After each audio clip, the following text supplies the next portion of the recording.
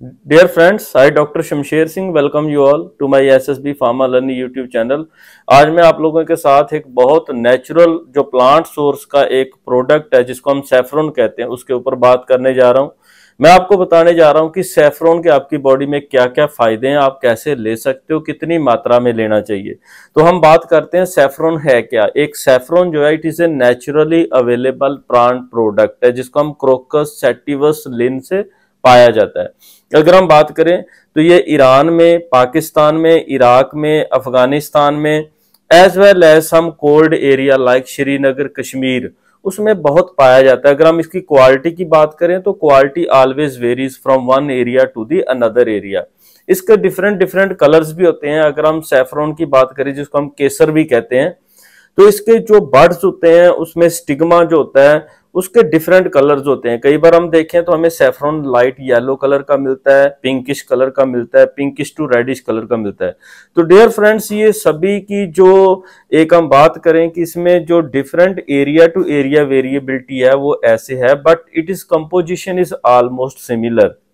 अगर हम बात करें तो इसमें क्या होता है, मैं पहले ये बता देता हूं कि सैफरन को सैफरन क्या कहते हैं, because the word is obtained from the ज़ैफरन। ज़ैफरन इंडिकेट येलो कलर।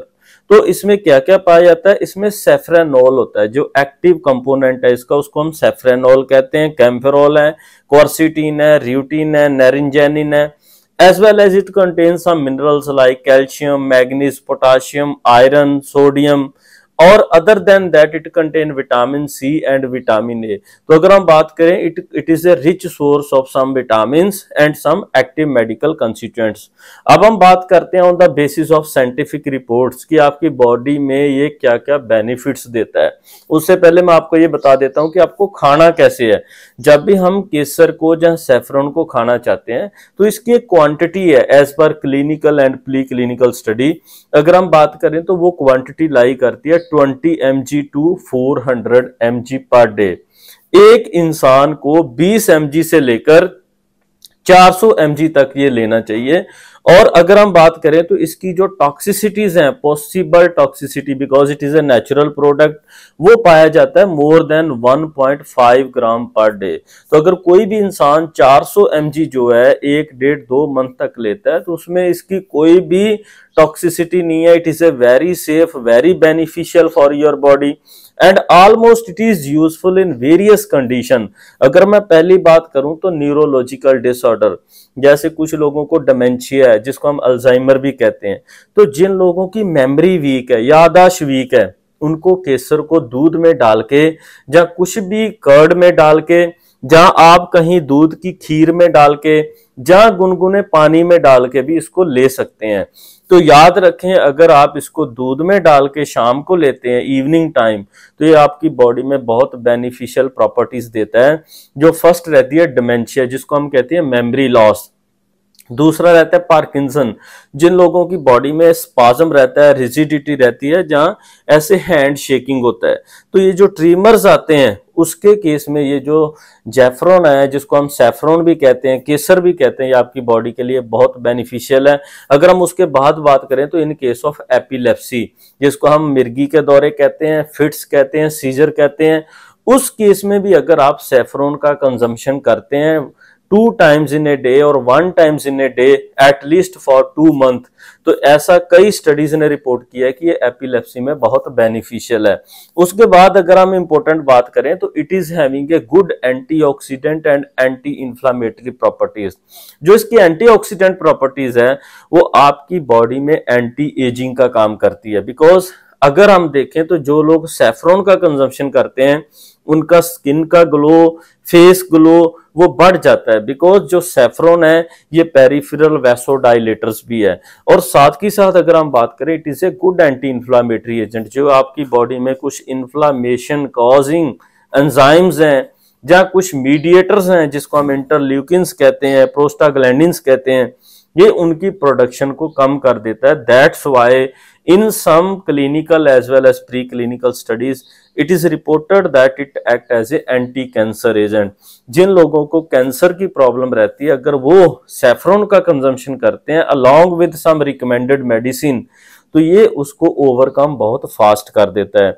उसके बाद अगर हम बात करें इरेक्टाइल डिसफंक्शन, जो कि मेल के केस में पाया जाता है, जिन लोगों को इरेक्शन में प्रॉब्लम रहती है, सेक्सुअल प्रॉब्लम्स रहती हैं, उस केस में भी कुछ एनिमल स्टडीज ने रिपोर्ट किया है as well as clinical datas ने भी रिपोर्ट किया है कि ये इरेक्टाइल डिसफंक्शन को कम कर देता है और आपकी बॉडी में जो हीमोग्लोबिन का लेवल है उसको बढ़ा देता है।